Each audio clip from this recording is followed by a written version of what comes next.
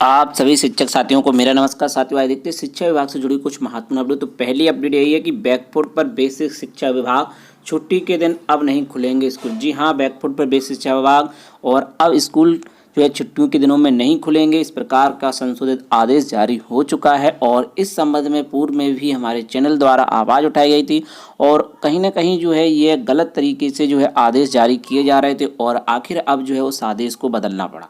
वहीं राजकीय एवं एडेड महाविद्यालयों में लागू होगी मानव संपदा पोर्टल। जी हाँ, राजकीय एवं एडेड महाविद्यालयों में अब सारे वर्ग जो है शिक्षकों से जुड़े हुए मानव संपदा पोर्टल से ही होंगे। वहीं यूपी में लोकसभा चुनाव से पहले 15 लाख टैबलेट बांटने की तैयारी। जी हाँ, यूपी में लोकसभा चुनाव की तैयारियां शुरू हो चुकी हैं और अब जो है युवाओं को 15 लाख टैबलेट और मोबाइल बांटने की तैयारी हो रही है। वहीं करीब 31 लाख लोगों का जो है टैक्स रिफंड अटका है और वो वेरीफाई यानी कि सत्यापन ना करने की वजह से यह जो है समस्या आ रही है। तो चलिए देखते हैं सभी खबरें विस्तार से। बैकफुट पर बेसिक शिक्षा विभाग अब सार्वजनिक अवकाश मिलेगा। चेहल्लुम जन्माष्टमी पर स्कूल खोलने का मामला। जी हाँ, कहते हैं अति सर्वत्र वर्जित। तो हर चीज़ की एक अति होती है कि बार बार जिबेतु के आदेश की वजह से शिक्षक परेशान थे और आखिर करके जो है बैकफुट पर आ चुका है बेसिक विभाग और यू टर्न लेना पड़ा। अगर मामला है जो है स्वच्छता पखवाड़े से रिलेटेड, प्रदेश के बेसिक शिक्षा विभाग के विद्यालय में 1 से 15 सितंबर तक आयोजित स्वच्छता पखवाड़ा आयोजन के मामले में छुट्टियों के दिन स्कूल खोलने पर बेसिक शिक्षा प्रशासन बैकफुट पर आया है। शुक्रवार को संशोधित आदेश जारी करते विभाग ने कहा है कि सार्वजनिक अवकाश के दिन की निर्धारित गतिविधि उसके अगले कार्य दिवस पर आयोजित की जाएगी। इससे शिक्षकों ने बड़ी राहत की सांस ली। विभाग की ओर से पूर्व में जारी आदेश में कहा गया 1 से 15 सितंबर तक शिक्षा मंत्रालय निर्देश के अनुसार स्वच्छता पखवाड़ा आयोजित किया जाएगा। इसमें 1 से 15 सितंबर तक प्रतिदिन के कार्यक्रम निर्धारित किए गए थे, जबकि इसमें रविवार चेहल्लुम जन्माष्टमी में अवकाश भी पड़ रहा था। इसे लेकर शिक्षक परेशान थे। अमर उजाला ने शुक्रवार के अंक में संबंधित खबर प्रकाशित की।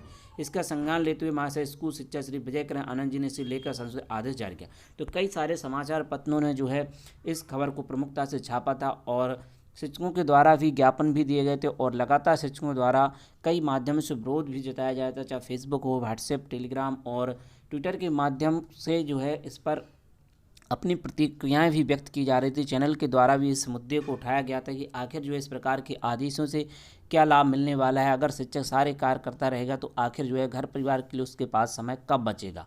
तो चलिए अब देखते हैं अगली अपडेट। वहीं बेसिक शिक्षा विभाग के बाद अब राजकीय और एडेड महाविद्यालय मानव क्षमता पोर्टल होगा लागू। 1 अक्टूबर तक पोर्टल में दर्ज कराने हैं कर्मियों के विवरण। बेसिक और माध्यमिक शिक्षा की तरह अब उच्च शिक्षा में मानव क्षमता पोर्टल लागू कर दिया। शुक्रवार को शिक्षा निदेशक ने राजकीय और एडेड महाविद्यालय में प्राचार्य और क्षेत्रीय उच्च शिक्षा अधिकारियों को निश्चित किया है कि 1 अक्टूबर 2023 तक सभी कर्मियों का सेवा विवरण मानव क्षमता पोर्टल अपलोड कर दिया जाए। इस तिथि के बाद कर्मियों की सेवा से जुड़े सभी कार्य पोर्टल के माध्यम से होंगे। इस बदलाव से सेवा संबंधी कार्य ऑनलाइन हो जाएंगे और व्यवस्था पारदर्शी रहेगी। उच्च शिक्षा निदेशालय के अंतर्गत संचालित 171 राजकीय और 331 अशासकीय सहायता प्राप्त एडेड महाविद्यालय में कई हजार कर्मचारी, अधिकारी और कर्मचारी शिक्षक कार्यरत हैं। अब तक इन सभी की नियुक्ति, कार्यभार ग्रहण, कार्यमुक्ति, पदोन्नति, अवकाश, स्थानांतरण, वेतन आहरण, सेवानिवृत्ति, पेंशन, सेवा पुस्तक आदि विवरण ऑफलाइन है।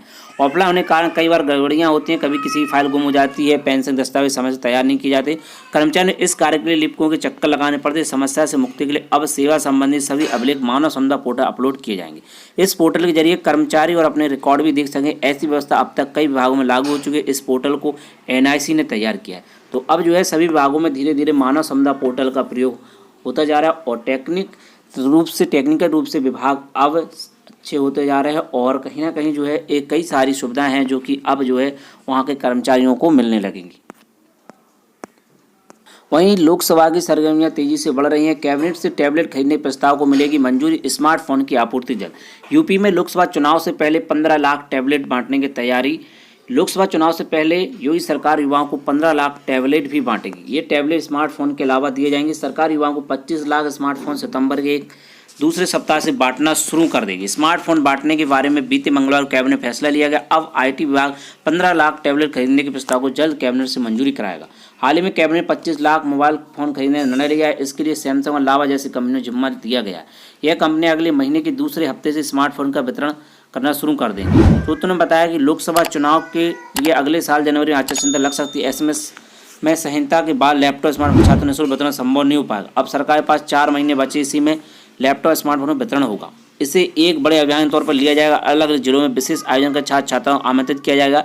इसमें स्थानीय विधायक, मंत्री और डीएम की देखरेख में इनका वितरण हुआ। कुछ ऐसा ही अभियान विधानसभा चुनाव से पूर्व 2022 में 17 लाख स्मार्टफोन और टैबलेट बांटने के लिए जिले जिलों में चलाया गया था। तो 25 लाख स्मार्टफोन सितंबर दूसरे सप्ताह से बंटना शुरू कर दी सरकार और 17 लाख स्मार्टफोन वर्ष 22 के विधानसभा चुनाव से पूर्व बांटे गए थे। वहीं टैबलेट और फोन की क्षमता होगी ज़्यादा। योगी सरकार स्वामी विवेकानंद युवा सशक्तिकरण योजना के तहत 17 लाख स्मार्टफोन टैबलेट निःशुल्क बांट चुकी है। ये योजना 5 साल तक चलनी है। स्मार्टफोन की बैटरी क्षमता इस बार 4000 mAh की बजाय 5000 mAh होगी, जबकि टैबलेट की क्षमता 2 GB के बजाय 3 GB की रैम वाली होगी। योगी सरकार का लक्ष्य 5 साल में 2 करोड़ युवाओं को स्मार्टफोन और टैबलेट वितरण करने का है।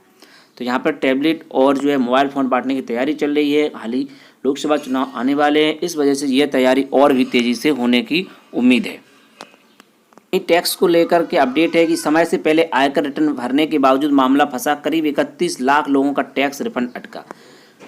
6 करोड़ 91 लाख से ज़्यादा ITR फाइल हुए हैं। 6 करोड़ 59 लाख का सत्यापन प्रक्रिया पूरी हो चुकी है। इस साल आयकर रिटर्न भरने वालों की तादाद काफ़ी ज़्यादा रही। इनमें से बड़ी संख्या में करदाता आयकर का रिफंड वापस आ चुका है, लेकिन आयकर विभाग के मुताबिक करीब 31 लाख लोगों का टैक्स रिफंड अटक सकता है। यह स्थिति इसके बावजूद है कि इन लोगों ने कर निर्धारण वर्ष 23-24 यानी वित्तीय वर्ष 22-23 के लिए आयकर रिटर्न तय समय से पहले भर दी थी, लेकिन अभी तक अपने ITR को सत्यापन नहीं किया। ITR के सत्यापन के लिए आयकर विभाग रिटर्न भरने से 30 दिन का समय प्रदान करता है। इस अवधि के बीच जाने बाद आयकरदाता भरे गए अतिरिक्त कर की वापसी के लिए योग्य नहीं माने जाते। सत्यापन नहीं करने पर आयकर विभाग रिफंड के लिए ITR को प्रोसेस नहीं करता है। ऐसे में इन आयकर दाताओं को फिर से टैक्स रिटर्न भरना होगा।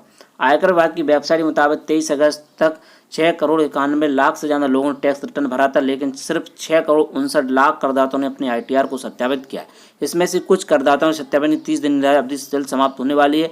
आयकर विभाग ऐसे लोगों को ईमेल, SMS और अन्य माध्यम से अलर्ट भेज रहा है। एक ट्वीट के जरिए आयकर विभाग ने कहा सत्यापन अवधि बीत जाने के बाद फिर से रिटर्न फाइल करना पड़ेगा और विलंब शुल्क का भुगतान करना होगा।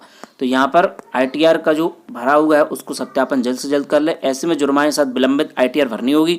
जिन करदाताओं आय 5 लाख रुपए सालाना से कम है उन्हें 1000 रुपये और जिनकी सालाना आय 5 लाख से ज़्यादा उन्हें 5000 रुपये विलंब शुल्क का भुगतान करना होगा। तो आप सभी जिनका भी आयकर रिटर्न फाइल हुआ है लेकिन जो है अभी तक उन्होंने सत्यापन नहीं किया है तो सत्यापन कर लें और उसका पूरा प्रोसेस जो है यहाँ पर बताया गया है। आप अपने ITR को आसानी से सत्यापित कर सकते हैं। E-फाइलिंग पोर्टल पर आधार रजिस्टर्ड मोबाइल नंबर OTP भेजकर आप ITR को वेरीफाई कर सकते हैं। इसके अलावा नेट बैंकिंग ऑफलाइन मोड में ITR वेरीफाई कर सकते हैं। आधार OTP जरिए सत्यापन आपको पोर्टल पर लॉगिन करना हो। इसके बाद वेरीफाई रिटर्न पर जाना होगा। आप सत्यापन किस माध्यम से करना चाहते हैं उसका चयन करें और सत्यापन का कार्य संपन्न करें। तो यहाँ पर ITR को लेकर के काफ़ी इंपॉर्टेंट अपडेट है। जिन भी साथियों का ITR वेरिफिकेशन नहीं हुआ है वो ITR वेरिफिकेशन कर लें और तभी जा कर के आपका रिफंड वापस आ सकता है। साथियों आज की इम्पोर्टेंट अपडेट में बस इतना ही। ऐसी इंपॉर्टेंट अपडेट के लिए आप हमारे चैनल शिक्षा विभाग को सब्सक्राइब कर लें। साथ ही वीडियो अगर पसंद आए तो वीडियो को लाइक करें और वीडियो को शेयर करें जिससे कि और भी शिक्षक साथियों की हेल्प हो सके। तो साथियों मिलते हैं किसी नेक्स्ट वीडियो में नए अपडेट के साथ, नई जानकारी के साथ। जय हिंद।